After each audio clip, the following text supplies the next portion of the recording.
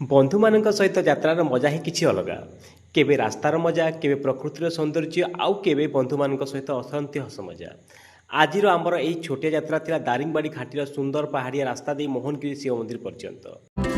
चलो चले उन राहों में जहाँ हवाएं गाते रहे, हर मोड़ पे कुछ है नया दिल। ଘାଟି ରାସ୍ତାରେ ଯେତେ ଆଗକୁ ବଢ଼ୁଥିଲୁ ସେତେ ମନ ହେଉଥିଲା ଏହି ଯାତ୍ରା ଆଉ ଟିକେ ଲମ୍ବା ହେଇଯାଉ। ये रास्ते, ये वादियाँ और ये फिजा,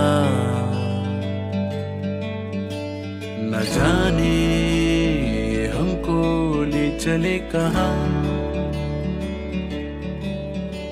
न जाने क्यों धुंधले हैं सब रास्ते।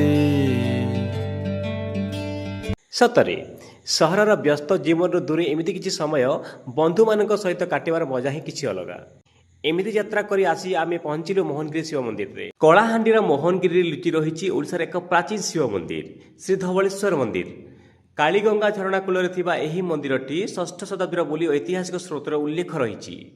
ବିଂଶ ଶତାବ୍ଦୀର ପ୍ରାରମ୍ଭରେ ମାଟି ତଳୁ ଏହାର ପ୍ରାଚୀନ ଭଗ୍ନାବଶେଷ ଓ ପଥରର ଶିବଲିଙ୍ଗ ଆବିଷ୍କୃତ ହୋଇଥିଲା ଓ 1933ରେ ଏହାର ପୁନରୁଦ୍ଧାର କାମ ଆରମ୍ଭ ହୋଇଥିଲା ମୁଦଗଲ ବଂଶର ରାଜା ସସ୍ମିତ ଚନ୍ଦ୍ରଙ୍କ ଦ୍ୱାରା।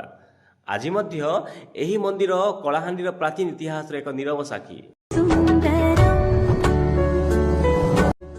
ପାହାଡ଼ ଓ ପ୍ରକୃତିର ଶାନ୍ତ ପରିବେଶ ମଧ୍ୟରେ ମହାଦେବଙ୍କ ଦର୍ଶନ, ଏହି ଅନୁଭବକୁ କେବଳ କ୍ୟାମେରାରେ କରିଦ ହେବ ନାହିଁ, ମନରେ ମଧ୍ୟ ସାହିତ୍ୟ ରଖିବାକୁ ପଡ଼ିବ। ବନ୍ଧୁମାନଙ୍କ ସହିତ କିଛି ସୁନ୍ଦର ମୁହୂର୍ତ୍ତ, ମନ୍ଦିର ଦର୍ଶନ ଆଉ ପ୍ରକୃତିର ଏହି ଅପୂର୍ବ ପରିବେଶ ସବୁ ମିଶି ଆଜିର ଦିନଟି ସତରେ ସ୍ମରଣୀୟ ହୋଇଗଲା।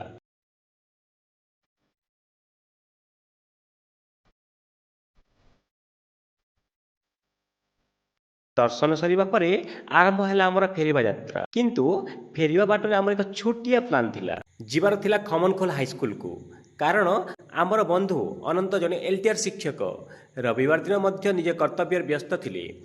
ଛୁଟି ଦିନ ହେଉ କି ରବିବାର, ଦାୟିତ୍ୱ ଯେଉଁଠି ସେଠି ହିଁ ଜଣେ ଶିକ୍ଷକଙ୍କ କର୍ତ୍ତବ୍ୟ। ତେଣୁ ଆମେ ଭାବିଲୁ ଯାଇ ଅନନ୍ତକୁ ଟିକେ ଦେଖା କରି ଆସିବୁ। ବନ୍ଧୁମାନଙ୍କ ସହିତ ଏହି ଯାତ୍ରାର ଛୋଟିଆ ମୁହୂର୍ତ୍ତଟି ମଧ୍ୟ ଆମ ଯାତ୍ରାର ଏକ ସୁନ୍ଦର ସ୍ମୃତି ହୋଇ ରହିଗଲା। ଦୂରତା ଯେତେ ବି ହେଉ, ଭଲ ବନ୍ଧୁମାନେ ସାଙ୍ଗରେ ଥିଲେ ପ୍ରତ୍ୟେକ ଯାତ୍ରା ଏକ ସ୍ମରଣୀୟ କାହାଣୀ ହୋଇଯାଏ।